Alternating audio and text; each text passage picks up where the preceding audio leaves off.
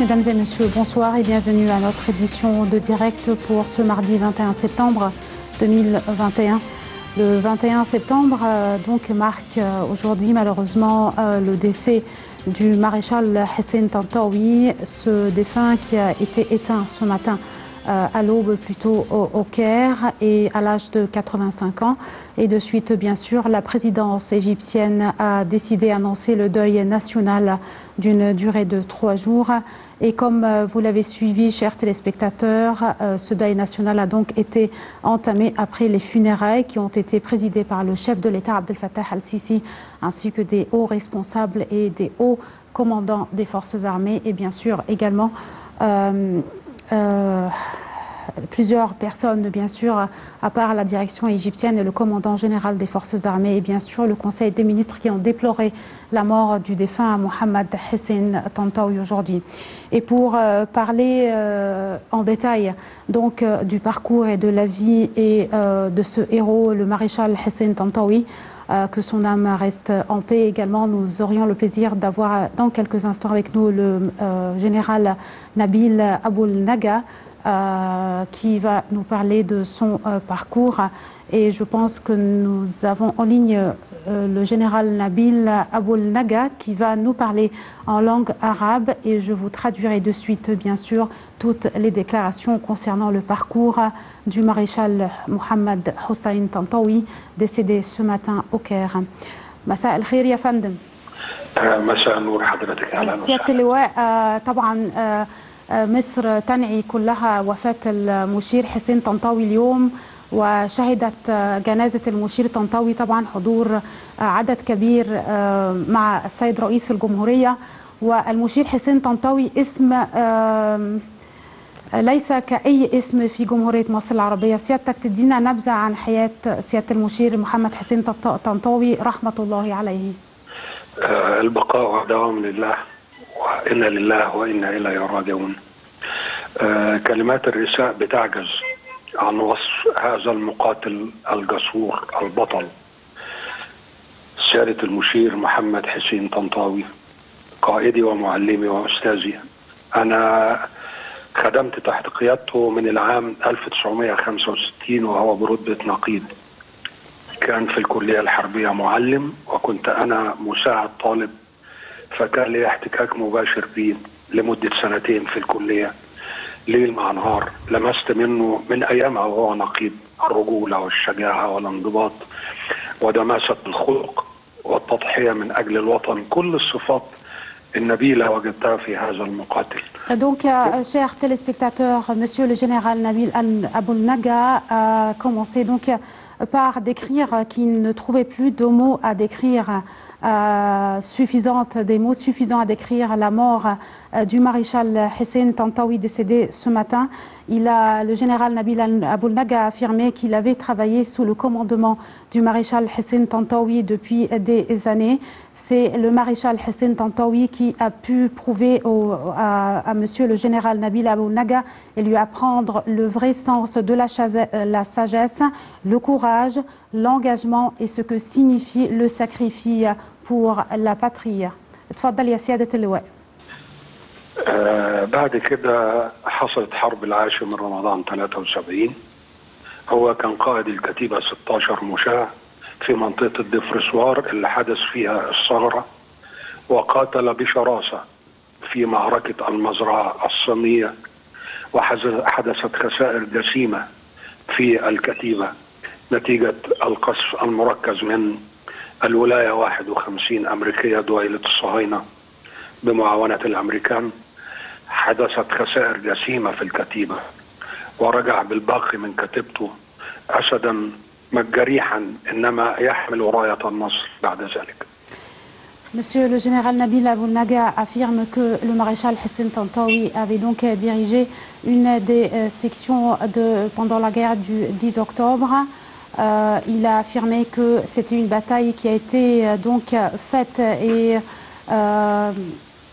plutôt une bataille qui a été battue avec férocité de la part des ennemis de l'Égypte, notamment lors de la guerre du 10 octobre, les Israéliens, et que le maréchal Hissène Tantawi était retourné de cette bataille avec le reste des blessés. Et bien sûr, le général Nabil Abou Naga a affirmé que la bataille était très féroce et que beaucoup de martyrs égyptiens et des héros avaient perdu la vie pendant la guerre du 10 octobre. اتفضل يا سيادة اللواء. بعد انتصار أكتوبر ونهضة لجسارته وبطولته تدرج في المناصب القيادية في الجيش الثاني الميداني من قائد كتيبة القائد لواء القائد فرقة ثم قائد الجيش الثاني الميداني. اتفضل يا فندم. وبعدين بعد كده تدرج في المناصب لأعلى حتى وصل إلى رتبة اللواء وتولى قيادة القوات المسلحة وزيرا للدفاع خلفا للمشير الراحل محمد عبد الحليم أبو غزالة. Monsieur le général Nabil Abou Naga affirme également qu'après la victoire de la guerre d'octobre, le maréchal Hissène Tantawi, que son âme repose en paix, a donc suivi son trajet militaire, son parcours militaire, jusqu'à bien sûr avoir atteint le poste du commandant général des forces armées, après aussi le décès du maréchal Mohamed Abou Ghazala. سيادة اللواء، سيادتك قد صرحت منذ دقائق وثواني أن سيادتكم تعلمتم من سيادة المشير حسين طنطاوي ما هو معنى الشجاعة ومعنى التضحية ومعنى أيضا الحكمة تحت قيادة المشير حسين طنطاوي. هل من صفات أخرى ننعي بها المشير اليوم؟ أنا بسميه القائد الإنسان، لأن على قدر شدته في التدريب وحزمه وكده، إنما كان عطوف وإنسان ويشعر بالمقاتل الصغير الجندي والصف أو الضابط. ده علمنا إن الإنسان النهاردة لازم في قيادته القناعة، يعني القيادة الإقناعية الإرغامية. كنا بناخد منه كل هذه الصفات ونطبقها في عملنا. احنا خلانا كلنا دخلنا الصاخة نواجه الرصاص بصدرنا، نخش خلف الخطوط، نعمل عمليات فدائية، لأن في قائد استلهمنا منه هذه الروح وأخذنا منه هذه العزيمة، وربنا يجعله في ميزان حسناته إن شاء الله. سيادة اللواء نبيل أبو النجا، شكرا جزيلا على مداخلة اليوم. Une des dernières phrases du général Nabil Abou Naga que le maréchal Hissène Tantawi, selon ses propres termes, a appris au général Nabil Abou Naga ainsi que les autres soldats et les autres compagnons dans leur carrière militaire, ce que c'est être un commandant humain, ce que c'est l'humanité au sens, et en même temps c'est quoi combattre et c'est quoi être courageux dans les batailles les plus féroces, et comment est la sagesse qui est donc prise et tirée, et l'expérience est tirée par cette sagesse durant les combats les plus féroces. Voilà donc, comme on l'a cité, chers téléspectateurs, c'était donc à la une de cette édition spéciale de Direct aujourd'hui, à la une donc le décès du maréchal Hissène Tantawi qui s'est éteint ce matin à l'âge de 85 ans. Et comme je l'ai cité, deuil national de 3 jours, et également la direction, la présidence égyptienne, le commandant général des forces armées, le conseil des ministres et le peuple égyptien. À part le deuil national, tout le monde bien sûr déplore la mort du maréchal Hissène Tantawi, qui reste un symbole bien sûr de la carrière et un symbole, et les symboles les plus marquants donc au sein des forces armées égyptiennes. Et comme je l'ai cité, le maréchal Hissène Tantawi était ancien commandant du Haut Conseil des forces armées, et également un parcours patriotique très marquant. Il avait dirigé l'Égypte dans une phase très cruciale et très délicate durant les événements de 2011 jusqu'à 2012. Sa sincérité et sa sagesse étaient les deux donc mots les plus marquants de l'histoire du maréchal Hissène Tantawi. Et aujourd'hui, le président Abdel Fattah al-Sisi avait donc été à la tête de cette délégation, ou plutôt à la tête des hauts responsables qui ont participé aux funérailles du maréchal Hissène Tantaoui, ancien ministre de la Défense.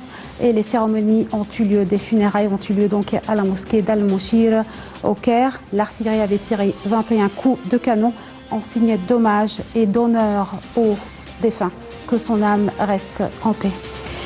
Et une deuxième partie de direct, donc, chers téléspectateurs, nous allons parler d'une inauguration inédite aujourd'hui qui est la série de projets de développement inaugurés ce matin dans le gouvernorat de Suez par visioconférence par le président Abdel Fattah al-Sisi, des projets qui ont été inaugurés et surtout qui visaient surtout le développement dans la péninsule du Sinaï. À part le tunnel de Ahmad Hamdi, le tunnel numéro 2 de Ahmad Hamdi, à part les autres projets, à part les nouveaux hôpitaux, les centres médicaux dans plusieurs endroits dans la péninsule du Sinaï, à Sainte-Catherine surtout. La présence de Dr Hala Zaïd, la ministre de la Santé, également la présence du Premier ministre Dr Moustapha Madbouli. Comment relier la péninsule du Sinaï à l'État égyptien et donc avec les autres gouvernorats. Des projets inédits qui s'inscrivent toujours à la liste des projets nationaux de développement en Égypte. Et pour parler de tout ça, nous avons le plaisir d'avoir quelques instants d'accueillir notre invité qui est Monsieur Philippe Megali, qui est expert en économie, qui va nous parler en détail de cette série de projets nationaux d'inauguration. Et après, nous allons parler en détail également des messages qui ont été hier annoncés par le président Abdel Fattah al-Sisi lors de sa participation par visioconférence également à la 76e session de l'Assemblée générale des Nations unies. L'allocution du président concernant le changement climatique, son allocution également concernant le développement durable, l'agenda de développement durable 2063. Avant tout, chers téléspectateurs, je vous invite donc à suivre un compte rendu détaillé sur la série de projets d'inauguration qui a été inaugurée par visioconférence ce matin par le président Abdel Fattah al-Sisi, les projets dans la péninsule du Sinaï, la présence du président al-Sisi dans le gouvernorat de Suez. Sali Hamed vous donne plus de détails.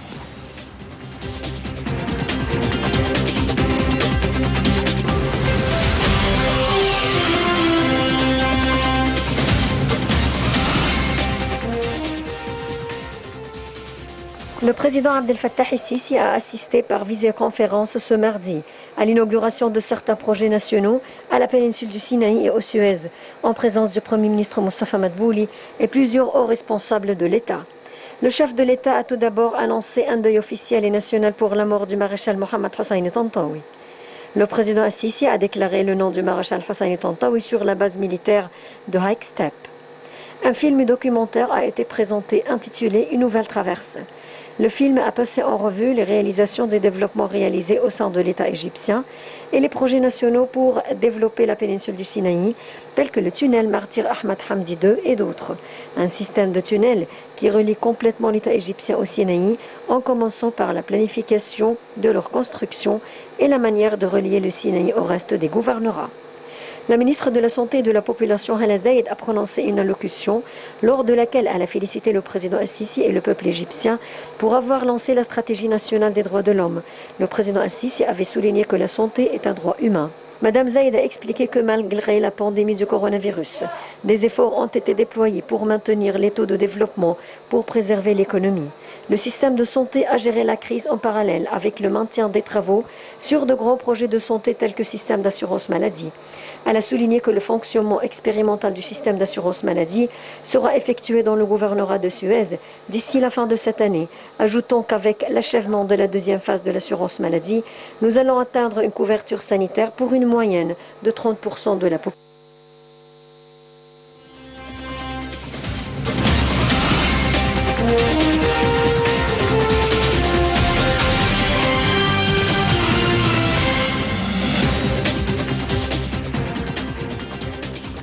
Et de retour, chers téléspectateurs, pour parler en détail de cette liste de projets nationaux qui ont été inaugurés ce matin par le président Abdel Fattah al-Sisi dans le gouvernorat de Suez, mais ces projets surtout dans la péninsule du Sinaï pour relier le Sinaï à l'État égyptien avec les autres gouvernorats. Nous avons le plaisir d'avoir avec nous Dr Passant Fahmi, économiste. Bonsoir Dr Passant. Bonsoir madame. Docteur Passant, une des inaugurations aujourd'hui les plus inédites et marquantes, c'est le tunnel le martyr Ahmad Hamdi, le tunnel 2, Déjà, le premier tunnel relié l'Est à l'Ouest, aujourd'hui, dans la péninsule du Sinaï, c'est le deuxième tunnel qui relie l'Ouest à l'Est. Une série d'autres projets nationaux inaugurés également aujourd'hui concernant la santé. Le président Al-Sisi avait affirmé que la santé est un droit humain. Donc, des projets aujourd'hui sur lesquels on s'arrête avec plus d'éclaircissements et d'explications de votre part. Comment vous percevez l'inauguration dans ce moment aujourd'hui, à la lumière également des défis qui nous sont imposés, pas seulement en Égypte, mais aussi à travers le monde, la pandémie du Covid-19? Avant de parler de la pandémie, je voudrais mentionner un grand problème où Monsieur le Président a été vraiment face à face depuis qu'il a été élu. Les Égyptiens occupent moins que 10% de la surface égyptienne. Et ça, c'est un problème très compliqué. Et je répète, très compliqué, parce que c'est pas question de mettre des plans en place.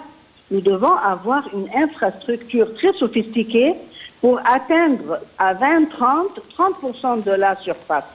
Et aussi 30%, c'est très modeste, c'est-à-dire nous allons laisser 70% de notre surface jusqu'au désert. Et comme on dit dans la langue anglaise, ça c'est comme on appelle no man's land. Ça c'est dangereux, on ne peut pas laisser comme ça les surfaces vides. Alors depuis que Monsieur le Président a pris la responsabilité, il avait une vision de développer les projets, non seulement développer les gouvernorats égyptiens et les moderniser, mais aussi d'atteindre 30% par 2030 de la surface égyptienne, et ensuite, après ça, on peut avancer davantage. Mais pour atteindre ce grand ou ce projet optimiste, nous devons avoir une infrastructure très avancée. C'est pas question de routes et de tunnels, aussi les services de santé, d'éducation, de la culture. Nous devons avoir une vie complète qu'on peut offrir à un peuple pour vivre une vie digne sur toute la surface égyptienne. Alors, ce qu'on a vu aujourd'hui, oui, c'est excellent d'avoir des tunnels, d'avoir de l'infrastructure, que ce soit l'électricité, le gaz, tout ce que vous voulez, mais aussi les services de santé, les services pour avoir une vie décente au peuple égyptien. C'est un très grand projet. Ce qui a été inauguré aujourd'hui, c'est une partie très importante, mais ça va avancer davantage parce que, je le répète, par 2030, nous devons atteindre 30%. C'est-à-dire que nous aurons toujours 70% un plan pour le futur, qui n'est pas peu, hein. Mais Docteur Passante, est-ce que, je m'excuse de vous avoir coupé la parole, mais est-ce que vous parlez d'une décentralisation, par exemple, de la capitale? Vous parlez de la distribution géographique, vous parlez de la distribution de la population. Vous avez cité que 10% de la population égyptienne occupait la surface de la capitale. Non, je veux dire que la surface égyptienne, jusqu'à présent, est utilisée, c'est-à-dire investie, moins que 10%. On n'a même pas atteint 10%, oui. On est à 7%. On doit atteindre 30% par 2030, oui. Et ensuite avancer davantage.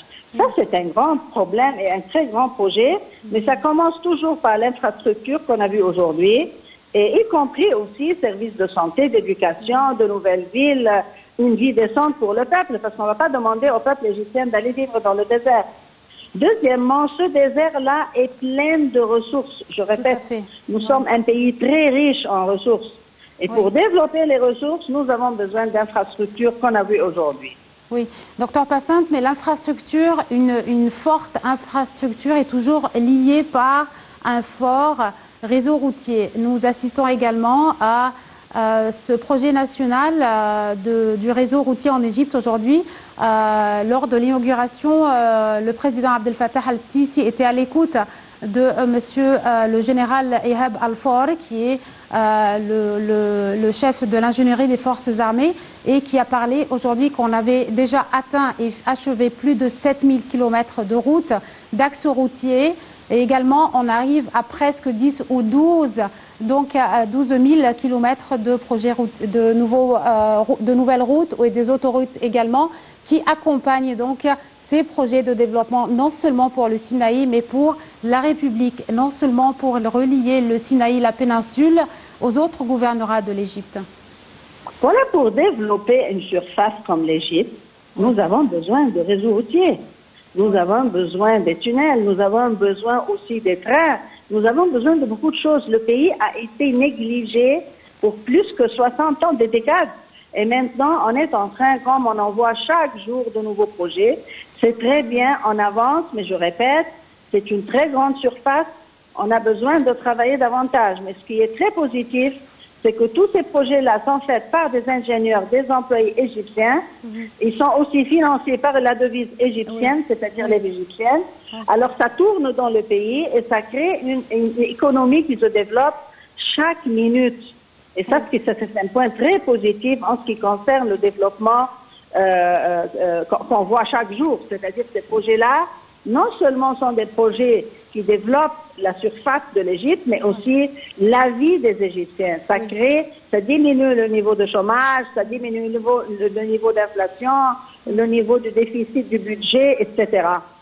Et tous les indices sont bien vus par toutes les institutions mondiales.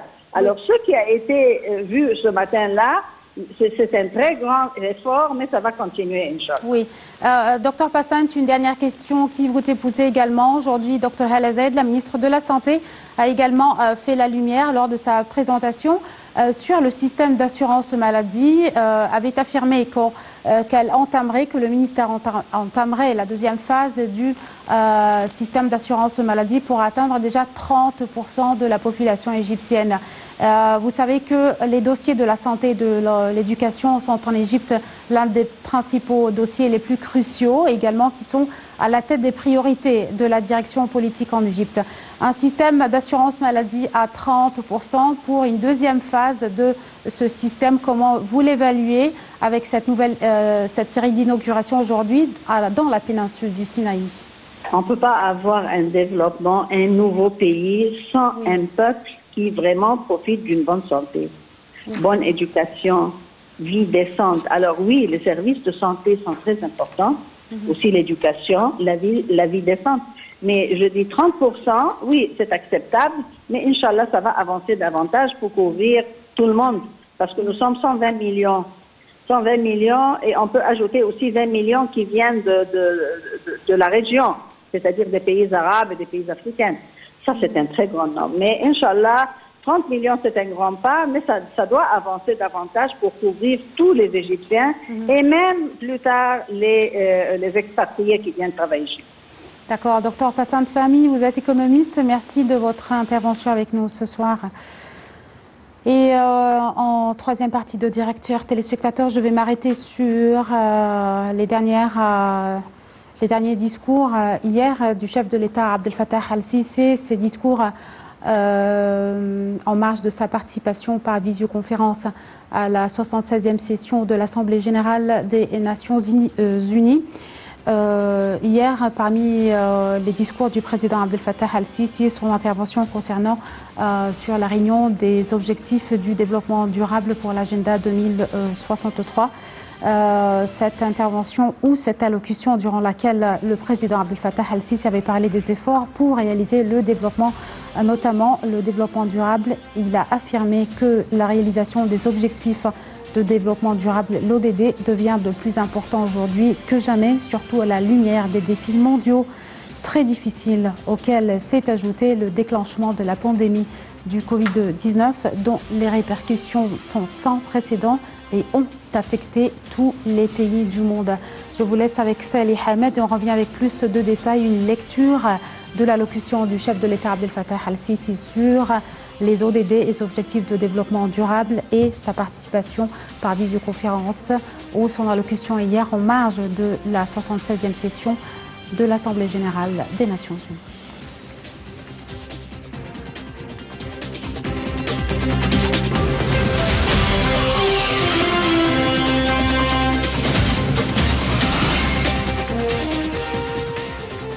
Lors de son discours prononcé lundi à la réunion des objectifs de développement durable, le président Al-Sisi a exprimé son grand plaisir de participer avec cette réunion, qui selon lui se tient à un moment décisif dans le monde, soulignant l'importance que tous les pays attachent au renforcement des efforts pour réaliser le développement, surtout les objectifs de développement durable dont la communauté internationale s'est étendue et dont elle se satisfait en tant que cadre global à travers lequel elle s'emploie à assurer la prospérité et le bien-être de ses peuples au cours de la décennie en cours jusqu'en 2030. Selon le président de la République, notre succès dans la réalisation des objectifs de développement durable devient de plus en plus important aujourd'hui que jamais, surtout à cette circonstance internationale délicate qui nous oblige à faire face à des défis mondiaux très difficiles, auxquels s'est ajouté le déclenchement de la pandémie de Covid-19, dont les répercussions sans précédent ont affecté tous nos pays. Outre les défis liés à la réalisation du développement durable, à l'augmentation des taux de croissance, à l'éradication de la pauvreté et à l'offre d'emploi, ainsi qu'aux situations politiques complexes dans de nombreuses régions du monde, le changement climatique et ses efforts négatifs sur la disponibilité en eau, la sécurité alimentaire et la menace pesée par la pandémie de coronavirus sur les conditions économiques, sanitaires et sociales mondiales, devenant tous les défis quotidiens auxquels nous devons faire face, d'une manière globale et durable, afin de préserver les acquis de développement obtenus au cours des dernières décennies. Le président Al-Sisi a indiqué que de ce point de vue, il faut souligner quelques points importants.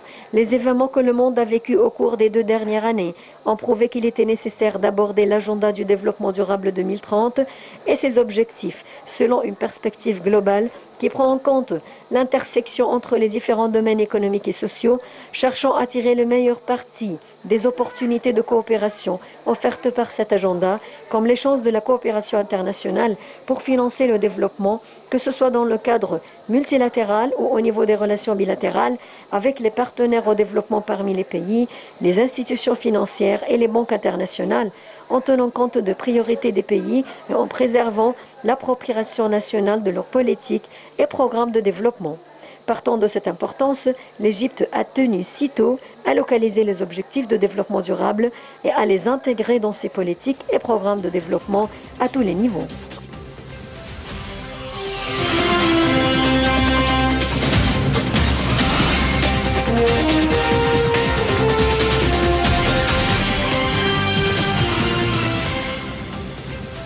Et pour parler en détail de l'allocution du président Abdel Fattah Al-Sisi hier, en marge de la 76e session de l'Assemblée générale des Nations Unies sur le développement durable, les ODD, les objectifs du développement durable, nous avons le plaisir d'avoir avec nous en ligne de Genève Dr Hani Abdelaziz, ancien sous-secrétaire général des Nations Unies. Dr Hani, bonsoir.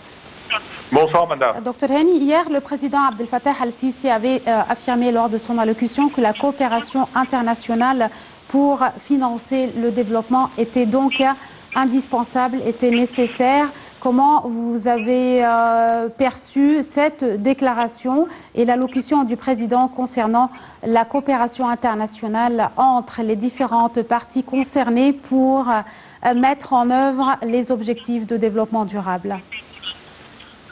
Je vous remercie. Je pense très sincèrement que l'intervention du chef de l'État adressée à l'Assemblée générale vient à un point important des relations économiques internationales, particulièrement suite, je dirais, au désastre du Covid-19 qui a beaucoup plus affecté les pays en développement, les pays du tiers-monde, disons, nous devons reconnaître, que les pays en développement. Et comme exemple, regardez le nombre et le pourcentage de vaccination dans les pays développés qui est des dizaines de fois supérieur à celui des vaccinations dans les pays en développement. Ce n'est qu'un exemple.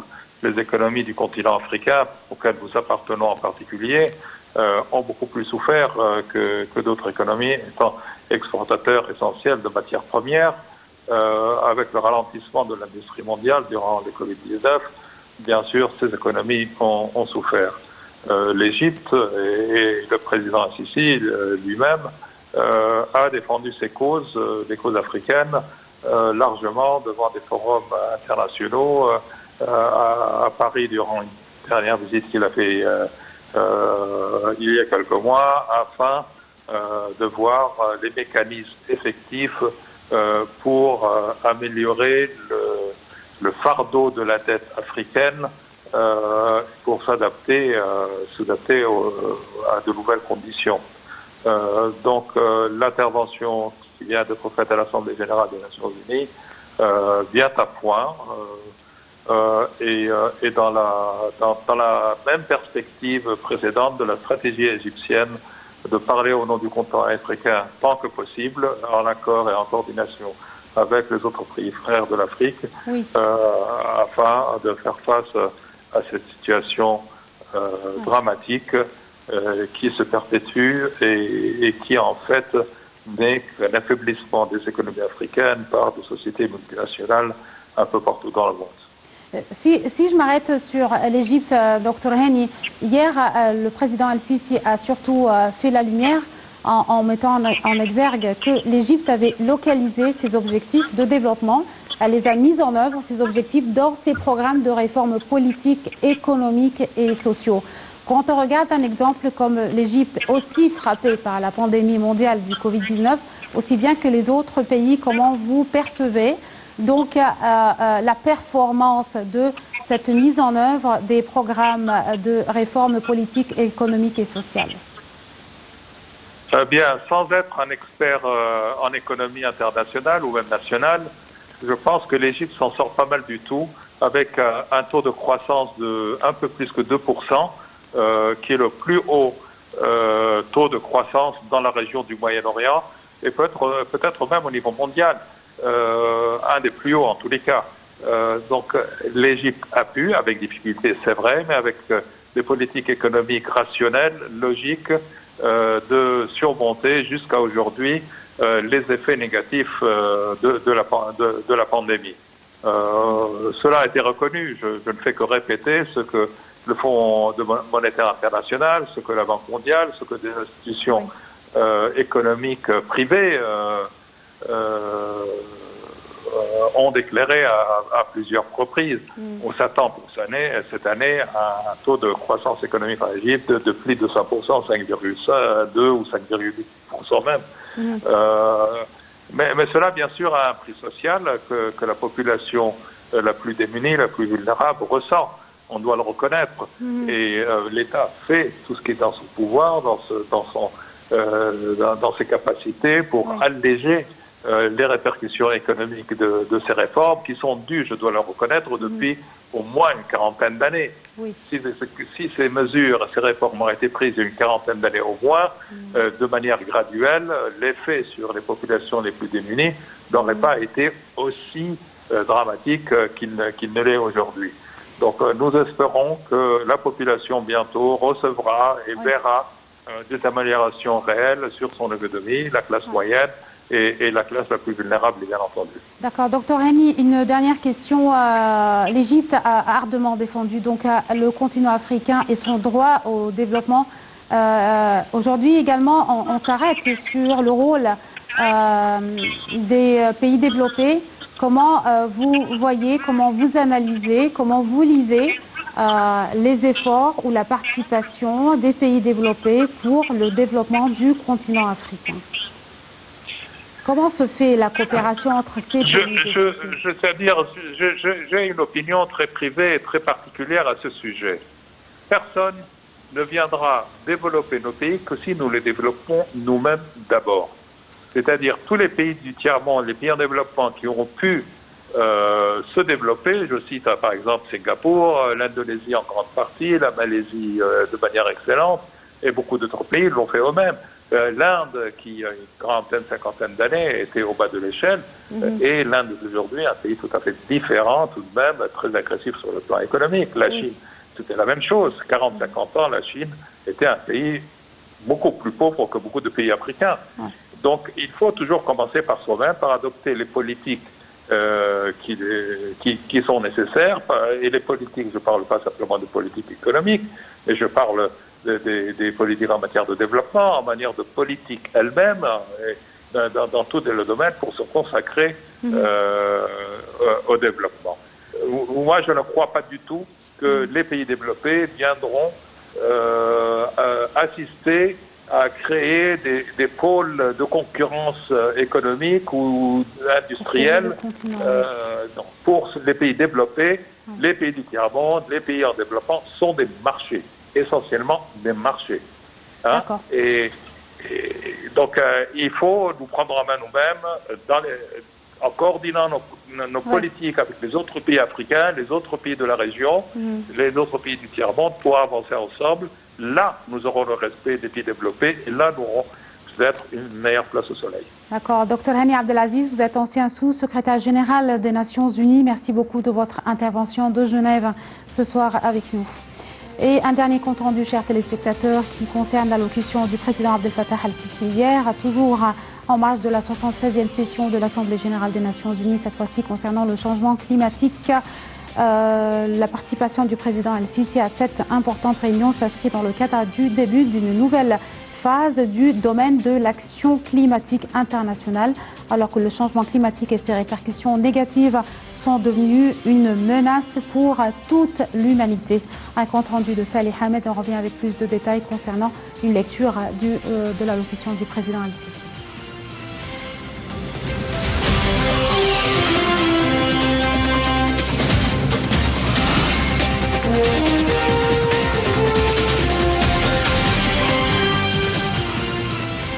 Le président Abdel Fattah el-Sisi a participé lundi par visioconférence à la réunion des chefs d'État et de gouvernement sur le climat.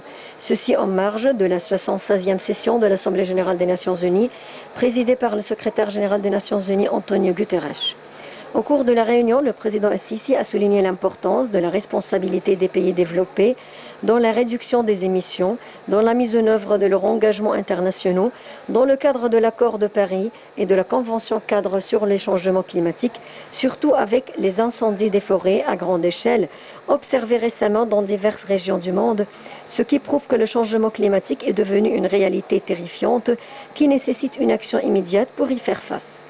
Le président al-Sisi a également souligné la nécessité de traiter sérieusement toutes les mesures unilatérales contribuant à l'exacerbation des conséquences du changement climatique, notamment la construction des barrages sur les fleuves internationaux, étant l'un des efforts visant à traiter les questions d'adaptation au changement climatique, qui est un aspect très important de l'action climatique internationale, ainsi qu'une priorité absolue pour les pays en développement, surtout sur le continent africain, qui souffre des conséquences les plus sévères de ce phénomène, liées notamment à la pénurie d'eau, la sécheresse, la désertification des terres et la menace pour la sécurité alimentaire. De même, le président de la République a signalé l'importance d'œuvrer pour que la prochaine session de la Conférence des Nations Unies sur les changements climatiques, présidée par le Royaume-Uni, aura des résultats tangibles en termes de financement de l'action climatique et ses mécanismes, notamment en ce qui concerne les efforts d'adaptation et le Fonds vert pour le climat, ce qui contribue à renforcer l'action climatique dans les pays en développement et élève le niveau de responsabilité pour l'action climatique. Le président al-Sisi a exprimé le souci de l'Égypte d'accueillir la 27e session du sommet sur le changement climatique en 2022 au nom du continent africain, en soulignant que l'Égypte s'attachera à faire de cette session un tournant fondamental dans le travail du climat international, en partenariat avec toutes les parties, au profit du continent africain et du monde entier.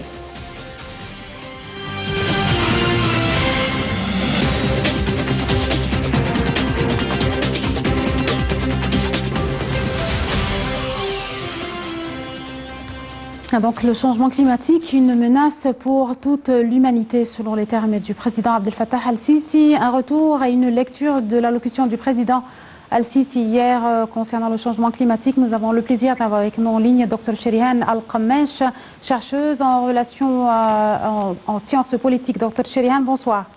Bonsoir et merci pour me donner la parole aujourd'hui.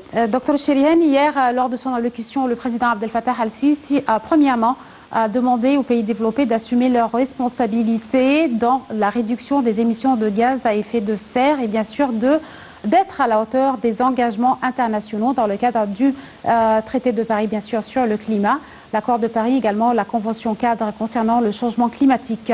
Je vous laisse nous expliquer en détail comment vous avez lu ou perçu donc cette déclaration. Bon, bien sûr, le changement climatique est devenu une réalité effrayante et c'est une responsabilité pour toute la communauté internationale. Et aussi les conséquences de ce changement, ça peut avoir influence sur les pays en développement et aussi les grands pays. Donc on attend maintenant les grands pays de mettre en réalité ce que la conférence à Paris a mentionné pour ces pays, pour commencer à mettre en réalité toutes ces étapes concernant les pays en développement, spécialement dans le continent africain, parce que vous savez bien sûr, que les pays dans notre continent, ils sont plus dépendants concernant leur nature et leur pays qui est relié plus à la nature. Donc, on attend toujours les grands pays de commencer pour limiter contre les conséquences négatives de augmenter la chaleur de toute la Terre moins de 1,5 degré. Oui. Docteur Sherihan, également le président de la République a souligné également hier l'importance d'œuvrer pour la prochaine session de la Conférence des Nations Unies sur les changements climatiques. Il avait même demandé au Royaume-Uni pour la prochaine tenue ou la prochaine session concernant le changement climatique de voir l'action internationale, climatique internationale de la part des partenaires concernés par le changement climatique. Bon, bien sûr, il n'y a pas d'autre pays qui peut tenir ou parler au nom du continent africain mieux que l'Égypte. Nous sommes le pays arabe qui a grande puissance dans la région. Donc, c'est naturel et c'est sûr et bien sûr l'importance de l'Égypte concernant le géopolitique au continent. Donc, c'est normal de ma point de vue. Donc, l'action que l'Égypte a pris pour avoir cette conférence, la 27e session en 2022. Donc, oui, c'est normal. Donc, c'est pas seulement pour notre continent, mais pour le monde entier. D'accord. Docteur Sherihan Al-Qamesh, vous êtes chercheuse en relations internationales et sciences politiques. Merci de votre intervention.